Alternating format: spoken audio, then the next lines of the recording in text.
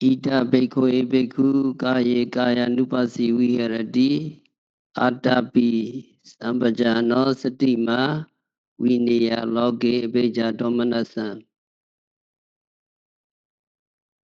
A monk meditator dwells contemplating the body in the body.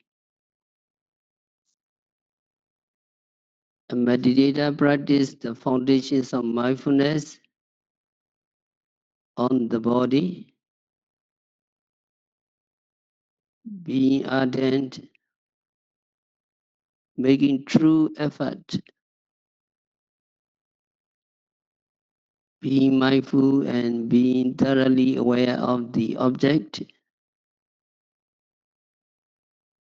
and having concentration and, and clear comprehension.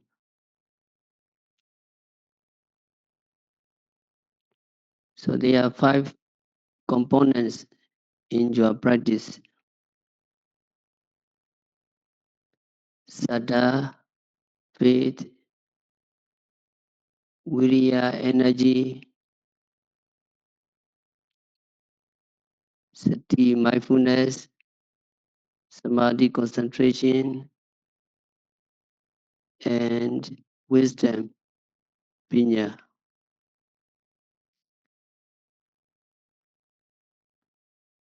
In these factors, mindfulness is a very important factor, but every factor is important, and each one of them must be working in harmony and in balance with the other factors.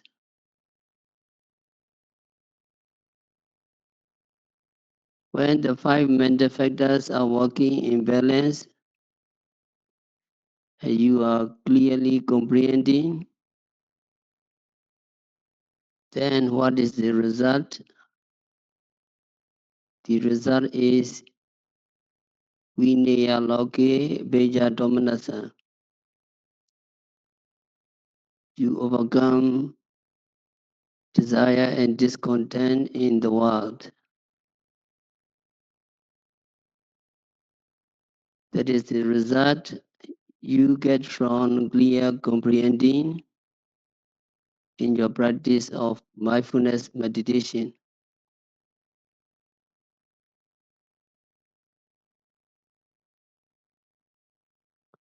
Vinaya Loke Beja Domanasa, overcoming covetousness and grief in the world, means avoiding craving or attachment or anger or ill will concerning the object you are observing. Loke in the world means in the worlds of body, in the worlds of feeling, in the worlds of perception, in the worlds of mental formation, and in the worlds of consciousness concerning that object.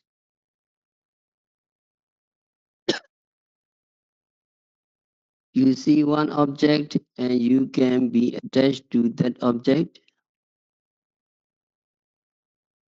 If you come to the conclusion that it is beautiful or it is good,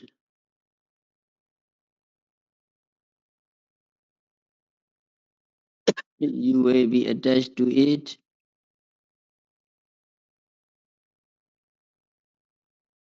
and you can have anger or hatred towards that object if you decided it was ugly or disgusting.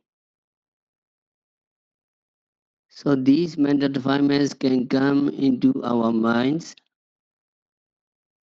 when we experience something.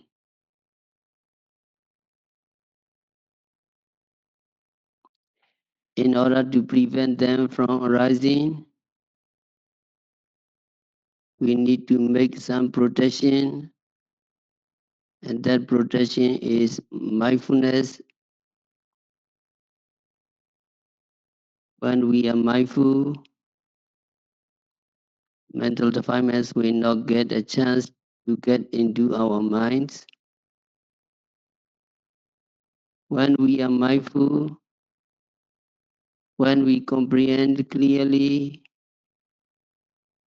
and when we see the mind and matter clearly,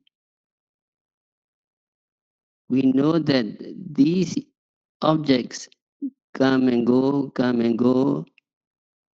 and these objects are impermanent.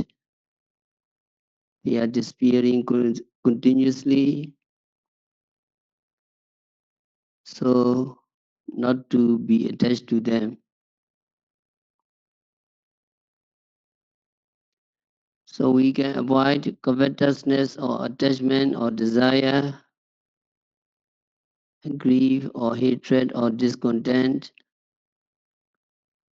regarding that object by the practice of mindfulness.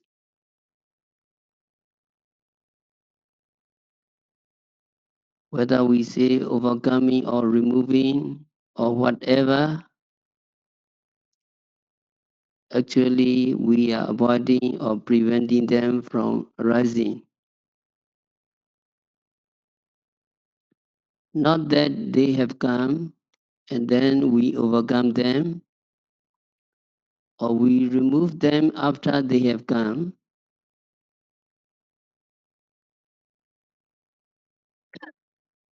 The meaning really is preventing covetousness and grief from arising in our minds. If we do not practice mindfulness on the object, defilements will surely come, either covetousness or desire or grief or hatred. These mental states can come, but by the practice of mindfulness, we can prevent them from coming. Preventing them from arising in our minds is what is meant by overcoming them.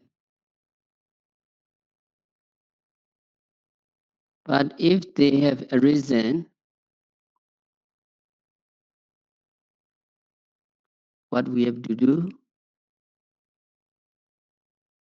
if defilements have arisen, of course, we should make them the object of our attention to eliminate them. When we talk about enlightenment, we say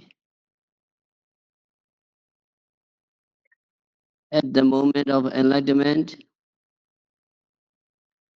mental defilements are eradicated. What mental defilements are eradicated at that moment, the present ones or past one or future ones,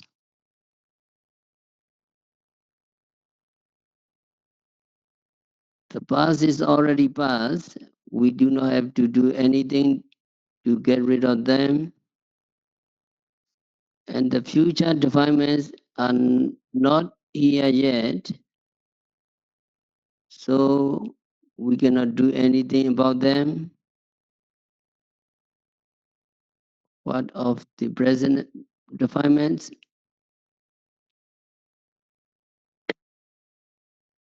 If mental defilements are present, there can be no enlightenment. Because enlightenment is a wholesome state, and those mental defilements are unwholesome states.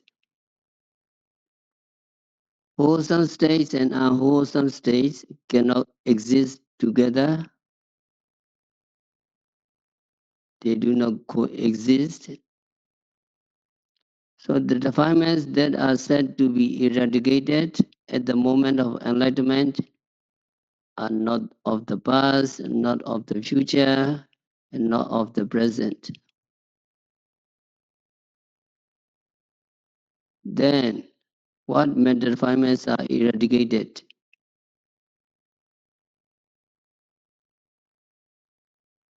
Actually, strictly speaking,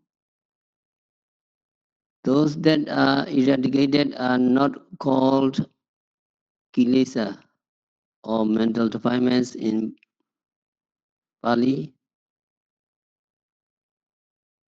They are called latency or anusia in Pali, which means the potential to arise. What the enlightenment consciousness eradicates is that potential. That means when something is always with us, we say we have that things. For example, let us say smoking. Suppose you smoke, but right now you do not smoke. So if I ask you, do you smoke? You will say, yes, I do. Because you smoke in the past and you will smoke in the future and you have not given up smoking. So although you are not smoking at this very moment, you say, yes, I smoke. In the same way, now right at this moment, you have no mental defilements in your mind and you have no mental defilements in my mind. But after the talk, you go out and someone push you unmindfully and you get angry. So the mental defilements comes when there are the condition for them.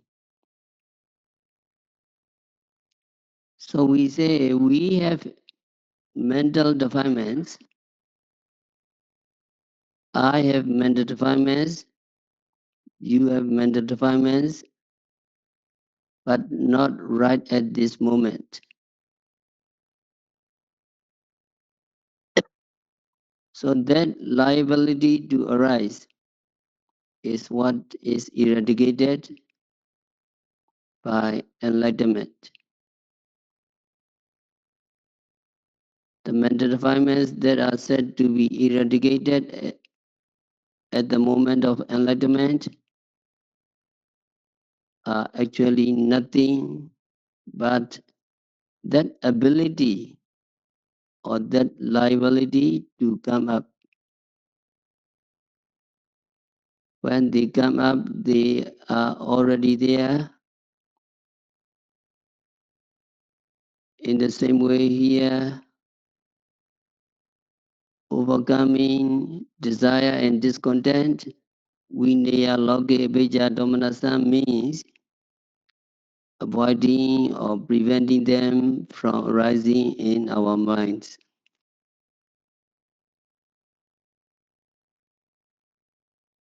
So how to avoid, how to prevent them? By the practice of mindfulness. You make effort. You apply mindfulness and you have concentration and you see mind and matter clearly. When you see mind and matter clearly, there is no chance for these mental defilements to come into your mind. In this way, vipassana or mindfulness practice removes mental defilements.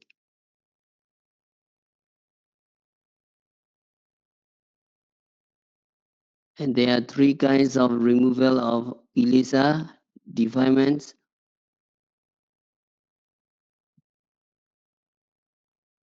The first one is Datinga Vinaya, momentary removal. This removal of defilements or overcoming defilements is just momentary, just by substitution. Next moment they may come back. It is of a very short duration. It is called Datinga Vinaya, abandonment by substitution. That means you abandon the unwholesome mental states by substituting them with the wholesome mental states.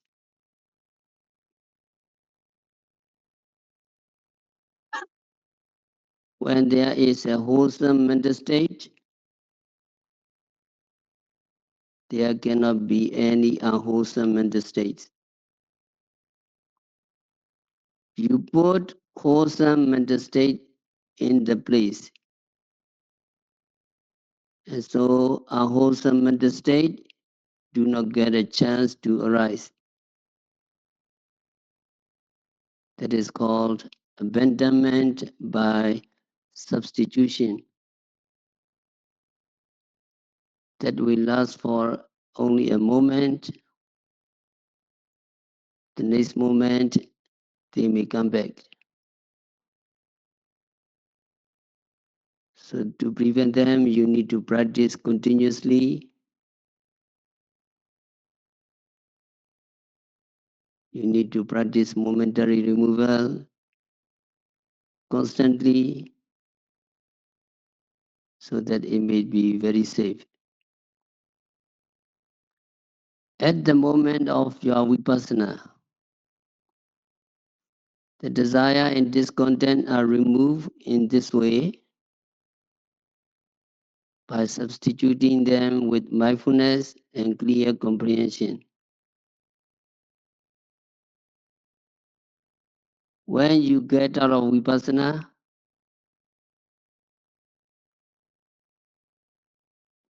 when you stop your practice,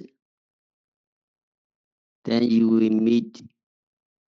meet some condition for them to arise, and defilements will arise. The second one is Vikambana Vinaya, temporary removal.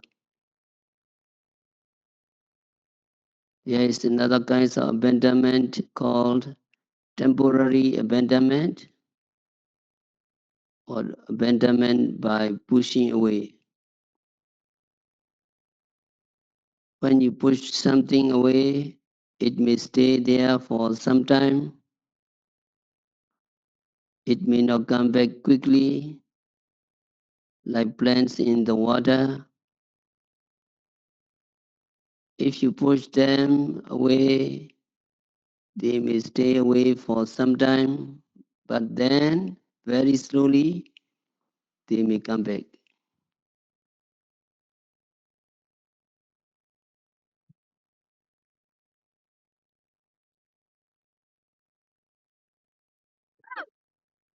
The kinds of removing or abandonment is called temporary abandonment or temporary removing or removal by pushing away. That is achieved by jhana. When you get jhana, when you experience jhana,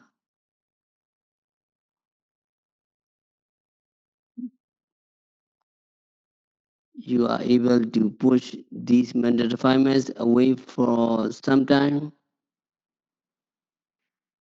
Mental defilements may not come to your mind for the whole day, maybe for a week or a month. But in this case, too, defilements will eventually come back.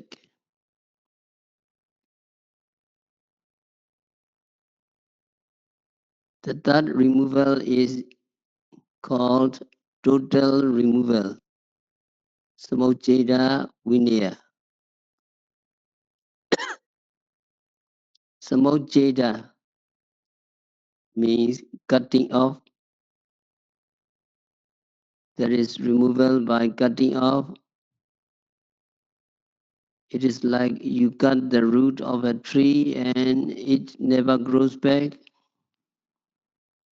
So the total removal or removal once and for all is called removal by cutting off, and that is achieved at the moment of your enlightenment.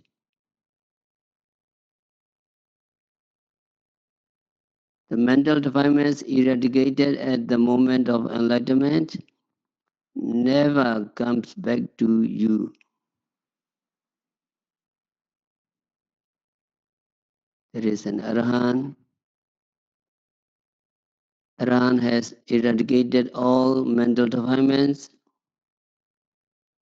He has no attachment, no anger, no pride, no jealousy, and other unwholesome mental states.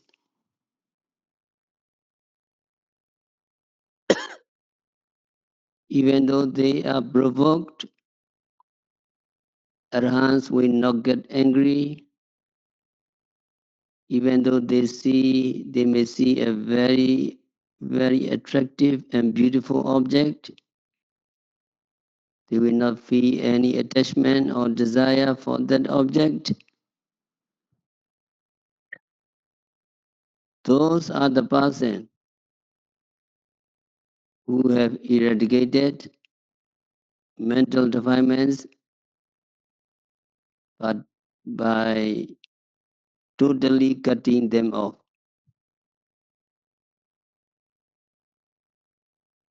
So these are the three kinds of removing.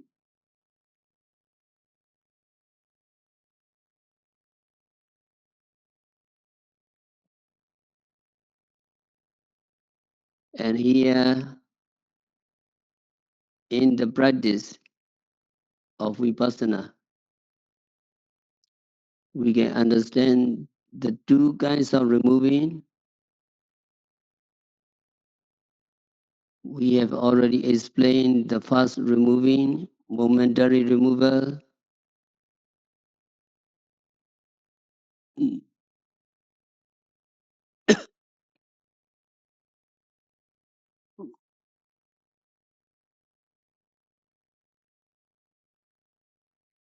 There can also be the second kind of removing, temporary removal.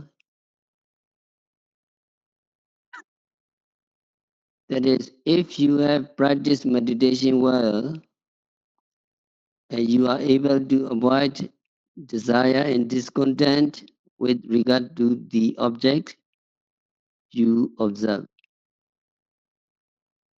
you will find that you are able to avoid desire and discontent even with regard to those objects that you do not observe.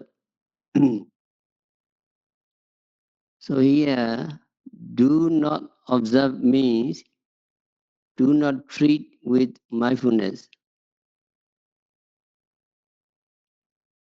Naturally, the objects we come across can cause desire and discontent in our minds. If we do not practice mindfulness on the object, then we will have attachment or ill will towards that object. That happens to most people. If you are good at Vipassana practice and you have this experience of avoiding covetousness and grief with regard to objects that are observed, you will find that you are able to prevent them from arising, even with regard to those that are not observed. That is what is called temporary removal by vipassana.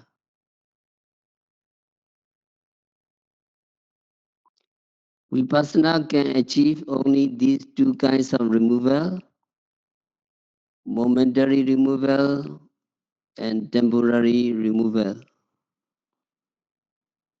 By vipassana cannot achieve the third one, the total removal. That will be done by enlightenment or path consciousness, Megacita. When Buddha said, overcoming desire and discontent in the world,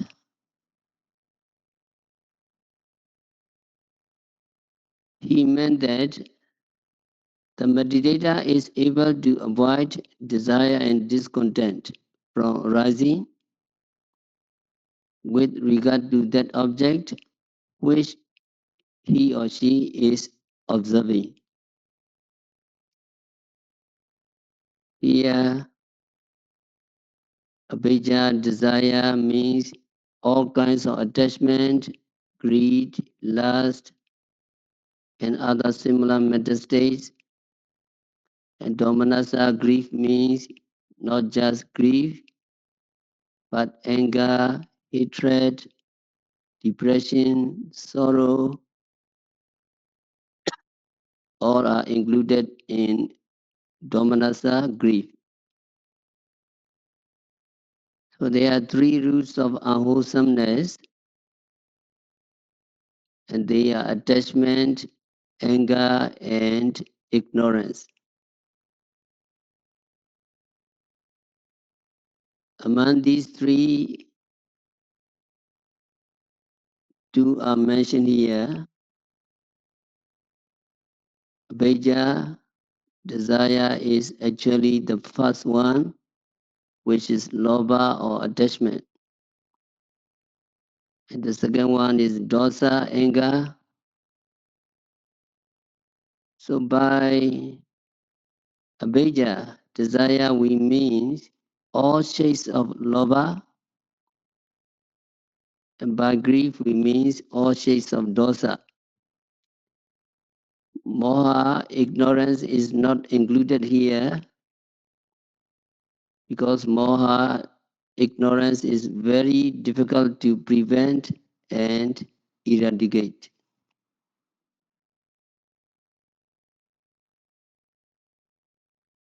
So we must understand that a meditator practice body contemplation, making effort, applying mindfulness, getting concentration, and clearly comprehending. And at the same time, he or she is able to avoid desire and discontent from arising.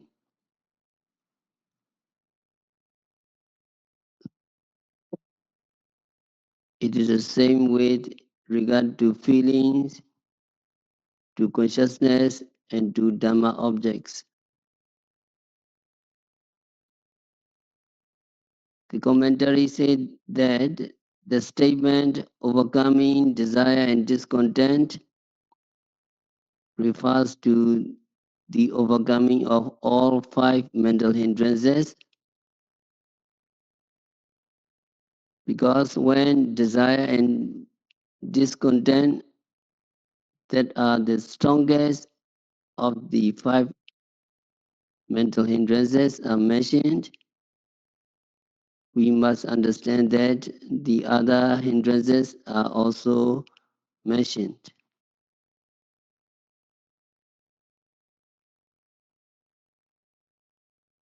Now you know the four foundations of mindfulness,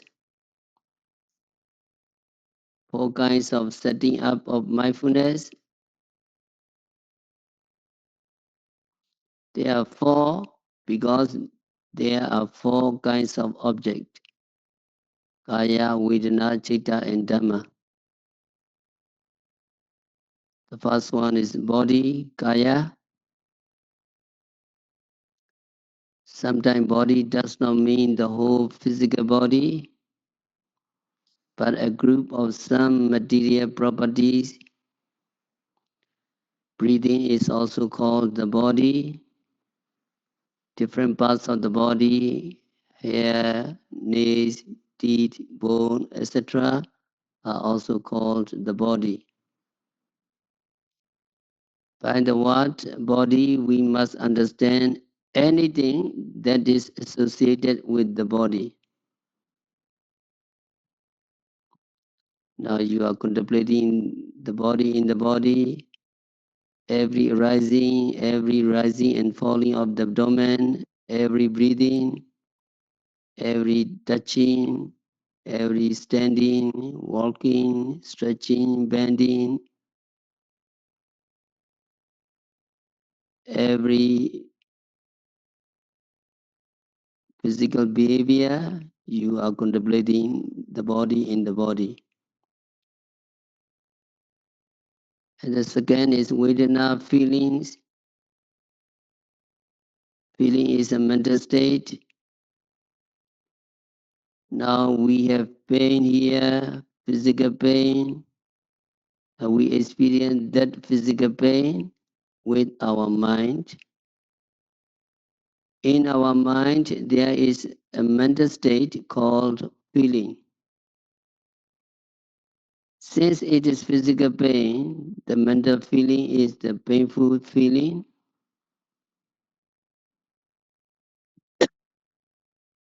When Buddha said, a meditator contemplates feeling in the feeling, he means the meditator is contemplating on that mental state and not necessarily on the pain there. In practice, when we have pain, we have to concentrate on the pain and be mindful of it because that is practical. But actually, when we are making notes as pain, pain, pain, we are really making notes of the mental state that feels the pain in the body. That feeling is of three kinds: pleasant feeling, unpleasant feeling, and neutral feeling. All the feeling have to be contemplated.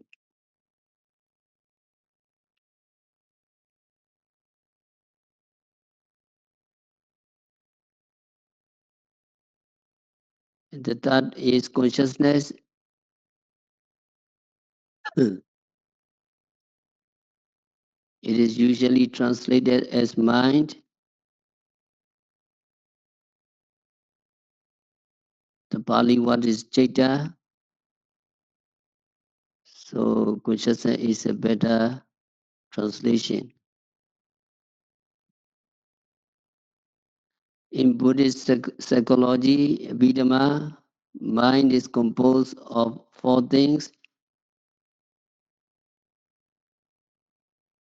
Citta is composed of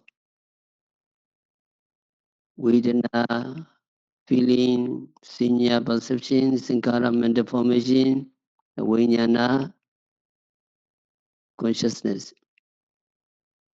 So what we call mind is a group of or combination of four things. Sometimes there may be confusion regarding these terms, mind and consciousness. Let's say mind is composed of two things. Two things first, consciousness and mental factors, Citta and Chittasika. Consciousness is defined as the awareness of an object. Here, awareness is not like awareness in the practice of meditation. It is just mere awareness. It is like Now I'm aware of someone there at the side, although I'm looking in front. That kind of awareness is called consciousness. At least it is called consciousness in Abhidhamma. So we must understand that although we use the word consciousness for the word Chaita, it is not an exact translation of the word. Consciousness is defined as a mental state, which is the awareness of the object.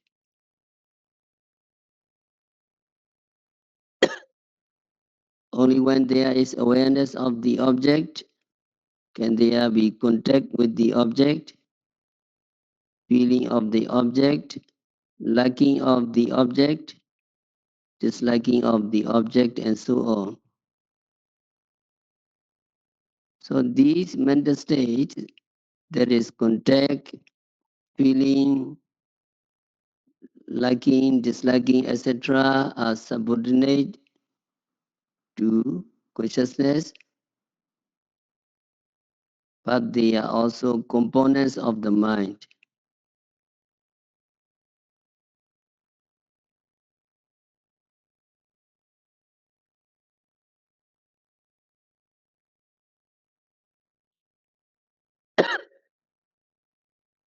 So mind is first divided into two, consciousness and mental factors, contact, phasa, feeling, vedana, perception, sanya, attention, manasikara, liking, disliking, and so on are called mental factors. According to Abhidhamma, there are 52 mental states, mental factors, and these 52 are grouped into three: feeling, perception, and mental formation. So when you add consciousness in these three, you get four kinds of mental states. It is so amazing that fully enlightened Buddha could define and differentiate each of these mental states that arise simultaneously, taking the same object. So when you practice meditation, you note as sad, that means you have a consciousness accompanied by sorrow or something like that. It is contemplation or consciousness, Chaitanupasana. When you get angry, you note as angry. You are doing contemplation of consciousness accompanied by anger.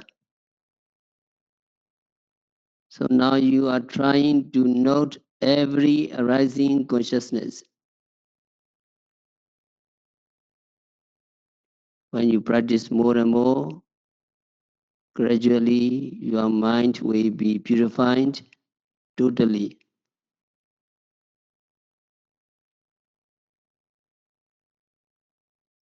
The last one is the Dhamma.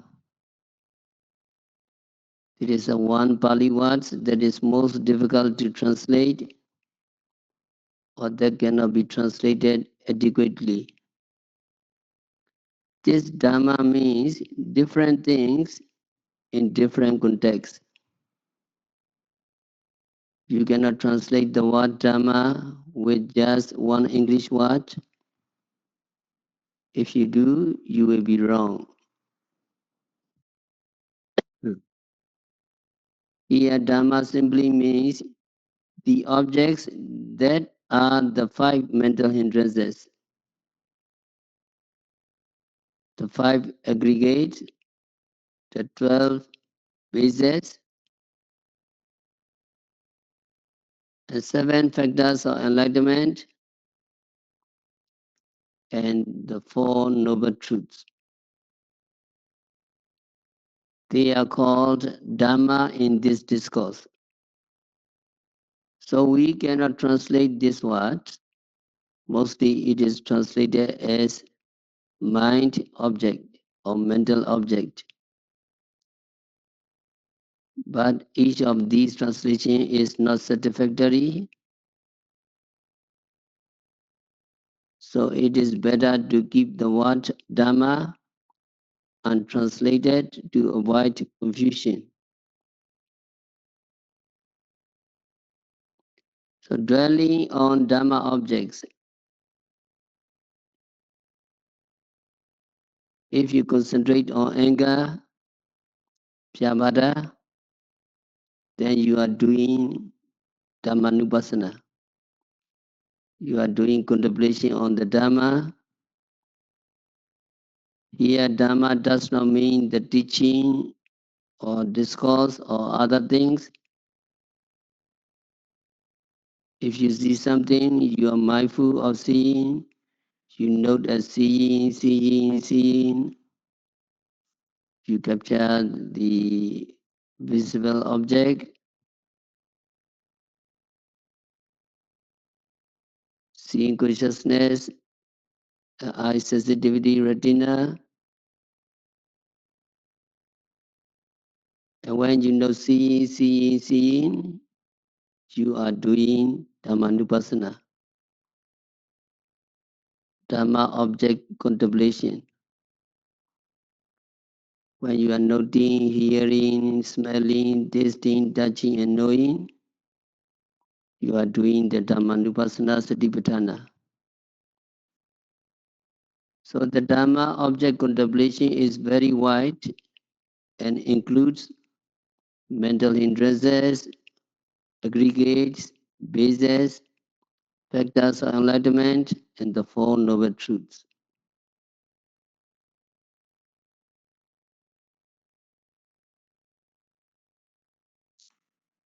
So now you are practicing these four foundations of mindfulness choicelessly. And so when you are really practicing, do not try to find out which one you are doing. This is a distraction. As a practitioner of Vipassana,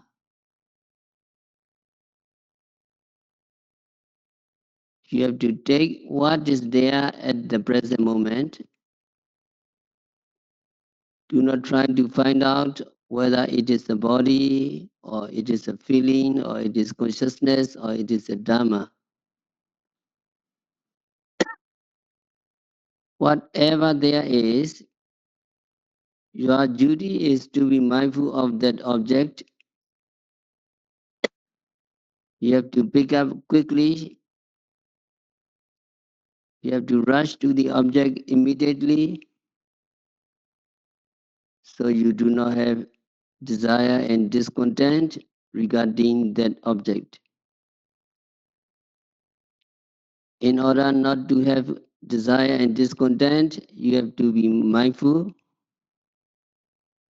You have no time to find out whether it is consciousness or Dhamma or other things.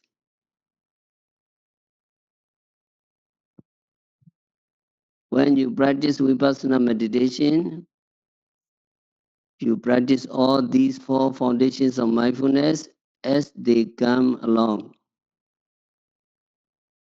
So long as you are mindful of the object at the present moment, you are doing fine, your meditation is good. What is not good is when you are carried away by your thoughts and forget about meditation for some minutes. That is not good.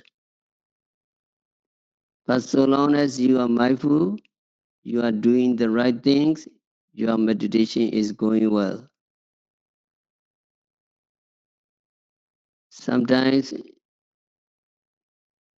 meditators think that if they do not concentrate on the main object or primary object, they are not doing meditation. Sometimes some yogis say, oh, we have to spend time, we have to waste time noting the mind going here and there, and we do not have much time to concentrate on the main object.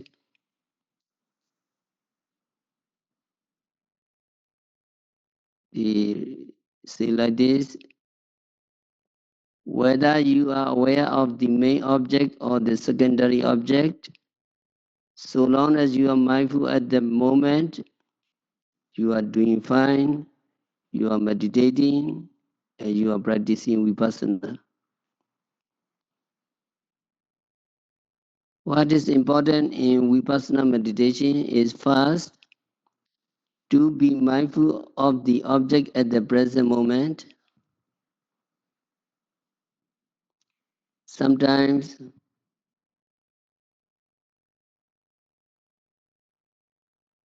you may miss to be mindful, and then by becoming aware that you have missed, that missing also becomes the object of your meditation. So you have to say to yourself, missing, missing, missing, before you go back to your home object. So there should be mindfulness always, mindfulness here, mindfulness there. Now you practice diligently and you gain momentum and you can enjoy in the practice. And, and if you keep your mindfulness intense, then you will make rapid progress and you will begin to see the true nature of psychophysical phenomena. That is, you will begin to see the phenomena arising and disappearing. When you see the arising and disappearing, you also see that they are impermanent.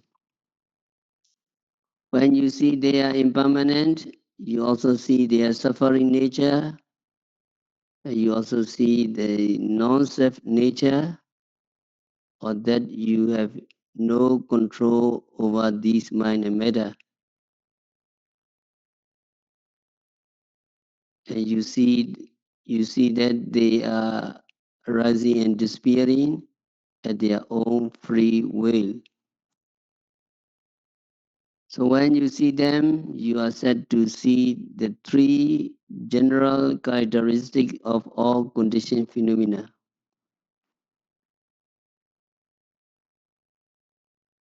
Seeing these three general characteristics of all conditioned phenomena is the essence of vipassana. If you practice vipassana, you must see these three characteristics because vipassana means seeing in different ways. And seeing in different ways means seeing in the light of impermanence, seeing in the light of suffering, and seeing in the light of non-self. What is important in vipassana is to see these three characteristics. And in order to see these three characteristics, we need to observe, we need to watch, and we need to pay attention to the object at that present moment diligently. In order to pay attention to the object at the present moment, we need to make effort. Without effort, nothing worthwhile can be achieved. That is why Buddha said, Atapi, Sambhajano, Satima, ardent, clearly comprehending, and mindful. When you can fulfill this condition, being ardent, clearly comprehending, and mindful, and have concentration, you will be able to overcome desire and discontent, avijja and domanassa, regarding the object you observe. So this is the summary of the discourse called Mahasatipatthana Sutta, the great discourse on the foundations of mindfulness. If you understand the summary this much,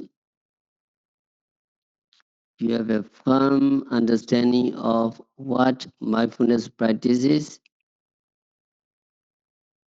so you will understand how to practice mindfulness meditation.